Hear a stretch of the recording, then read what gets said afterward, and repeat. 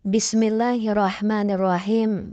Assalamualaikum warahmatullahi wabarakatuh. Syukur alhamdulillah kita bisa berjumpa lagi di channel ini. Sholawat dan salam selalu dan tetap tercurahkan kepada junjungan kita Nabi besar Muhammad sallallahu alaihi wasallam. Allahumma sholli ala sayyidina Muhammad wa ala ali sayyidina Muhammad. Harapan dan doa saya semoga saudaraku semuanya selalu diberikan kesehatan, dilapangkan rezekinya, diampuni dosa-dosanya, dan dipanjangkan umurnya. Amin ya rabbal alamin. Sahabat beriman yang dirahmati Allah, pernahkah kalian merasa terbangun di tengah malam tanpa alasan yang jelas?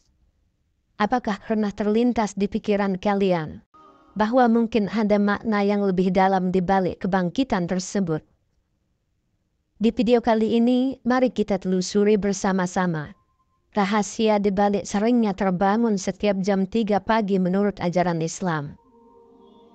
Sahabat beriman, temukanlah bagaimana waktu-waktu tertentu di malam hari memegang pesan-pesan spiritual yang penting bagi kita sebagai umat muslim. Kita mulai perjalanan ini dengan membahas tentang rahasia sering terbangun setiap jam 3 pagi menurut Islam. Yang pertama, bangun di antara jam 3 sampai 5 pagi adalah tanda untuk melaksanakan sholat tahajud, sebuah ibadah tambahan yang dianjurkan oleh Allah dalam Al-Quran. Sebagaimana firman-Nya dalam Quran Surah Al-Isra ayat 79. Dan pada sebagian malam, lakukanlah sholat tahajud sebagai suatu ibadah tambahan bagimu. Mudah-mudahan Tuhanmu mengangkatmu ke tempat yang terpuji.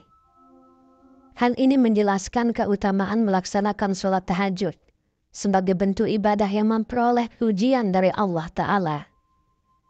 Dalam ibadah tahajud, umat muslim berusaha memperkuat hubungan spiritual dengan Sang Pencipta, menunjukkan ketundukan dan kepatuhan kepadanya, serta memohon rahmat dan ampunannya.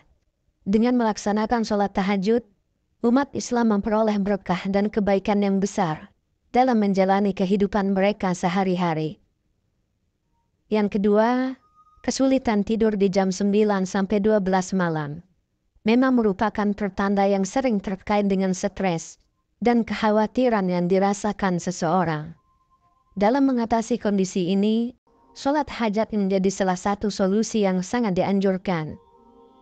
Sholat hajat merupakan ibadah sunnah yang dilakukan untuk memohon pertolongan dan bantuan Allah dalam menghadapi masalah atau kesulitan yang dihadapi. Dengan melaksanakan sholat hajat, seseorang meningkatkan ketergantungan dan kepercayaannya kepada Allah sebagai pemilik segala urusan. Selain itu, membaca Al-Quran juga merupakan langkah yang efektif dalam membawa ketenangan hati dan memperbaiki kualitas tidur.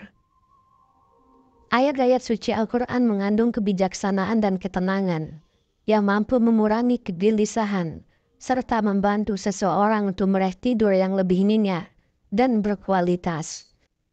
Dengan demikian, kombinasi antara melaksanakan sholat hajat dan membaca Al-Quran dapat menjadi solusi yang efektif dalam mengatasi stres dan kekhawatiran yang dirasakan. Lalu yang ketiga, ketika seseorang bangun di jam 11 malam hingga jam 1 tengah malam, hal ini sering menandakan adanya kekecewaan emosional yang dirasakan. Kondisi ini bisa muncul karena berbagai faktor, seperti tekanan pekerjaan, masalah interpersonal, atau ketidakpastian dalam kehidupan. Di saat-saat seperti ini, sangat penting untuk tetap tenang dan menenangkan diri agar tidak terjebak dalam lingkaran kecemasan dan kegelisahan yang lebih dalam. Salah satu cara untuk menjaga keseimbangan emosional adalah melalui meditasi, zikir, dan doa. Dengan bermeditasi sambil berzikir, seseorang dapat menenangkan pikiran dan meredakan ketegangan dalam tubuh. Sedangkan doa dapat menjadi sarana untuk mengungkapkan perasaan dan meminta bantuan serta perlindungan dari Allah Ta'ala. Dengan demikian, dengan mengamalkan meditasi dan doa, seseorang dapat memperoleh keseimbangan emosional yang lebih baik di tengah-tengah situasi yang menantang. Lalu yang keempat, ketika seseorang bangun di antara jam 1 sampai 3 pagi. Hal ini sering menandakan adanya kemarahan yang terpendam atau terasa intens. Karena pada jam-jam tersebut, titik energi terhubung dengan hati. Kemarahan yang tidak diatasi dengan baik dapat berdampak negatif pada kesehatan jiwa seseorang. Untuk mengelola kemarahan tersebut, ada beberapa langkah yang dapat dilakukan, seperti minum air dingin untuk menenangkan sistem saraf dan meredakan panas dalam tubuh, serta sholat tahajud untuk menenangkan pikiran dan meredakan ketegangan. Selain itu, penting bagi seseorang untuk menyalurkan emosi dengan baik melalui ekspresi yang sehat maupun melalui pengungkapan secara verbal atau tulisan, agar tidak menumpuk dan berdampak buruk pada kesehatan jiwa. Dengan demikian, dengan mengelola kemarahan secara efektif dan menyalurkan emosi dengan baik, seseorang dapat menjaga kesehatan jiwa dan keseimbangan emosionalnya di tengah-tengah perasaan yang kuat dan intens. Yang kelima, ketika seseorang bangun di jam 3 sampai 5 pagi, hal ini dianggap sebagai pertanda bahwa Allah sedang berkomunikasi dengan manusia. Waktu ini, menurut kepercayaan Islam, terkait dengan kesedihan dan pertimbangan Allah terhadap hambanya. Oleh karena itu, momen ini dianggap sebagai kesempatan yang berharga untuk mendekatkan diri kepadanya melalui doa dan berzikir. Dengan menggunakan waktu ini secara produktif untuk beribadah dan merenungkan kebesaran serta kasih sayang Allah Ta'ala, seseorang dapat memperkuat ikatan spiritualnya dan mendapatkan berkah serta rahmat darinya. Oleh karena itu, penting bagi kita untuk memanfaatkan setiap kesempatan yang Allah berikan kepada kita untuk mendekatkan diri kepadanya dan memperoleh keberkahan dalam hidup kita. Yang keenam, sepertiga malam adalah waktu yang dianggap sangat istimewa, karena pada saat itu rahmat Allah turun dengan sangat baik. Kesempatan untuk beribadah dan mendekatkan diri kepada Allah pada waktu ini sangat dianjurkan. Karena pada saat inilah pintu-pintu surga terbuka lebar dan doa-doa dikabulkan dengan lebih mudah. Dengan menjaga ibadah dan zikir pada saat ini, seseorang dapat membawa berkah dan keberkahan dalam hidupnya. Oleh karena itu, penting bagi umat muslim untuk memanfaatkan sepertiga malam ini sebagai waktu yang sangat berharga untuk mendekatkan diri kepada Allah Ta'ala, beribadah, berdoa dan bertafakkur atas segala nikmatnya. Dengan demikian, kita dapat merasakan kehadirannya dalam setiap aspek kehidupan kita dan memperoleh berkah serta keberkahan yang melimpah darinya. Yang ketujuh, bangun di jam 5 hingga 7 pagi seringkali menjadi tanda adanya emosi yang tertahan dalam diri seseorang. Ketika mengalami kondisi ini, meregangkan otot atau pergi ke toilet dapat menjadi solusi yang efektif dalam mengatasi masalah kesehatan yang terkait dengan emosi yang tertahan. Aktivitas ini membantu mengurangi ketegangan tubuh dan memberikan kesempatan bagi seseorang untuk meresapi dan meredakan emosi yang mungkin terpendam.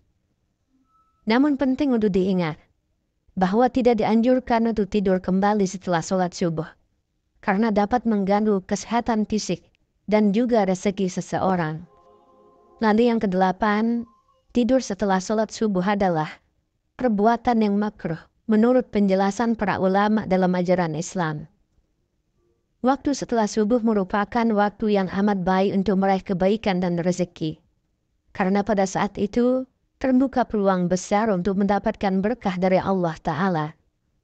Oleh karena itu, menjaga diri agar tetap aktif setelah sholat subuh adalah tindakan yang sangat dianjurkan. Dengan tetap beraktivitas setelah sholat subuh, seseorang dapat memanfaatkan momentum yang baik tersebut untuk melakukan amal soleh dan berusaha meraih kesuksesan serta keberkahan dalam segala aspek kehidupan. Kemudian yang kesembilan, larangan tidur di waktu pagi merupakan ajaran yang dipegang oleh beberapa ulama dalam tradisi Islam. karena waktu tersebut adalah waktu memanen ghanimah. Contohnya dalam hadis Ibnu Abi Syaibah, Zubair melarang anak-anaknya untuk tidur di waktu pagi, menegaskan pentingnya memanfaatkan waktu pagi untuk beraktivitas. Larangan ini menunjukkan pemahaman akan nilai pentingnya waktu pagi dalam Islam, di mana waktu tersebut dianggap sebagai periode yang sangat berharga untuk memulai aktivitas dan menunaikan kewajiban agama serta dunia. Dengan memahami larangan ini, umat muslim diingatkan akan urgensi untuk memanfaatkan waktu secara efektif dan produktif, serta menjaga keseimbangan antara istirahat dan produktivitas dalam menjalani kehidupan sehari-hari.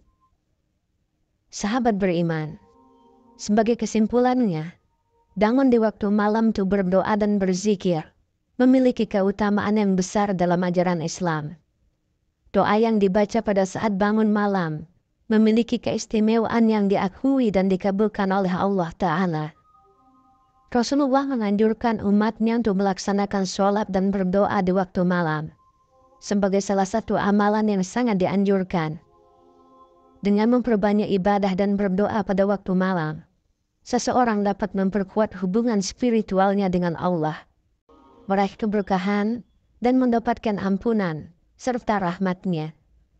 Oleh karena itu, menjadikan waktu malam sebagai momen untuk beribadah dan berdoa merupakan praktek yang sangat dianjurkan dalam Islam, serta merupakan langkah menuju kesempurnaan spiritual dan kesejahteraan jiwa.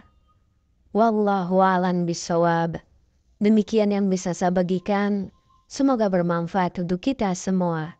Amin ya rabbal alamin. Assalamualaikum warahmatullahi wabarakatuh.